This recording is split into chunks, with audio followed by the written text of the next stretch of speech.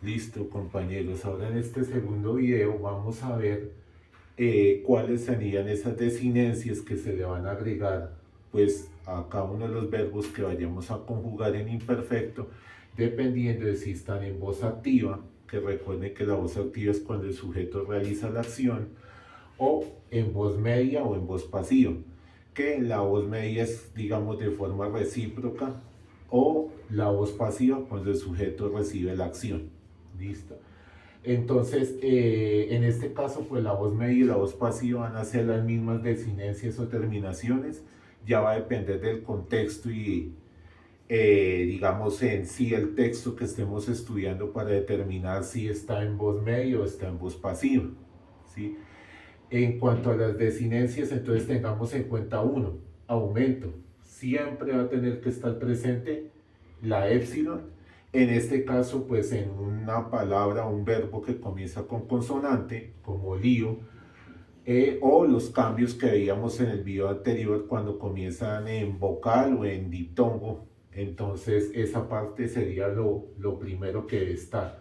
Porque si esa épsilon o el cambio que se tenga que dar en dado caso de que comience con vocal o con diptongo no se tiene presente, pues en cierta forma no estaríamos conjugando el verbo en imperfecto, ¿sí? No estaríamos haciendo el ejercicio bien. O pues no podríamos determinar que en el texto bíblico esté en imperfecto si no tomamos en cuenta esa característica del imperfecto. Lo otro, que aquí lo coloco en color negro, va a ser el tema del presente o el tema verbal de ese verbo, que recuerden que es el verbo como está en el diccionario, le quitamos la omega, ¿sí? Y lo que nos queda va a ser esa parte que va a permanecer allí en color negro, ¿sí? En este caso, liu, liu. Y ya lo otro va a ser las terminaciones o desinencias que vamos a tener en cuenta, ¿sí? Ya sea pues acompañada de su vocal temática, como les decía que si, o va a ser la omicron o va a ser la epsilon, la vocal temática, ¿sí? Y pues, por ejemplo, aquí, primera, segunda y tercera persona singular, yo, tú, él o ella, sería Elión, Elies, Elie o Elien. Recuerde que la ni aparece entre paréntesis porque puede que a veces esté o a veces no esté, ¿sí? La ni movible.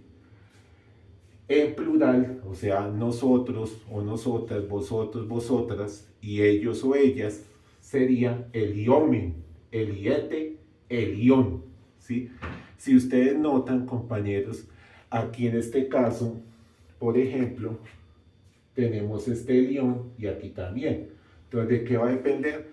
Pues del contexto y de si la palabra, o sea, las que están acompañando al verbo, pues están en singular, será de primera persona singular. Y si está en plural, pues será tercera persona plural. ¿Listo?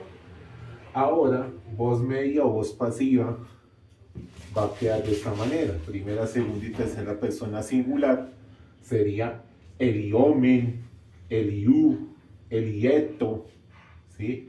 Y primera, segunda y tercera persona plural sería eliometa, elio, perdón, elueste, elueste. Y por último, la tercera persona sería eluonto, eluonto. Entonces, esas serían nuestras terminaciones que vamos a tener en cuenta en este caso de voz media o de voz pasiva. Todo esto siempre va a ser en modo indicativo, ¿sí? Ya sea en la activa o en la media o en la pasiva, es en modo indicativo. ¿Listo? Entonces, esta información es clave tenerla presente para, digamos, siempre tener como el referente a número uno, debe tener el aumento, número dos, debe tener la parte temática del verbo, número tres, la desinencia que va a estar acompañando al verbo cuando se conjugan las diferentes personas. ¿Listo? Para que sea como si uno fuera chequeando y listo, si cumple este requisito, si tiene este, si tiene este, efectivamente es un verbo en imperfecto, porque si no tiene alguna de estas partes no va a ser imperfecto, ¿sí? No va a cumplir ese requisito, ¿listo? Entonces, eso es clave tenerlo presente. Y por ejemplo, que aquí también tenemos otra partecita, que esta palabra y esta palabra prácticamente suenan igual. El iomen, ¿sí? ¿Cuál sería la diferencia entre este omen y este omen? Que este omen va con epsilon y este omen va con eta.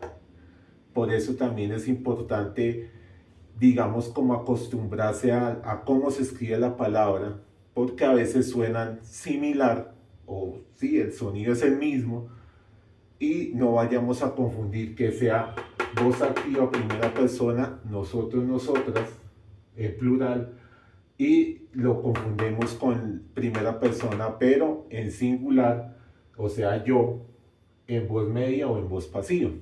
¿Listo? Entonces, todos esos son como tips que ustedes deben tener en cuenta de qué características debe ir teniendo la palabra para ir resaltándolas.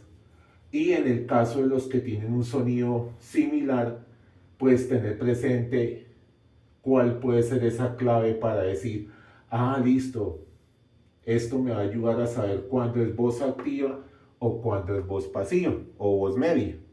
Entonces, esta es algo importante para ustedes tenerlo en cuenta y pues digamos unirlo con lo que veíamos en el video anterior. ¿Listo, compañeros?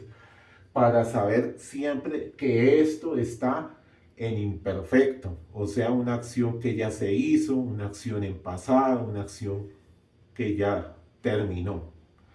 En el próximo video les quiero mostrar unos ejemplos de los ejercicios que nos proponen en el libro para, digamos, irnos familiarizando con este tema.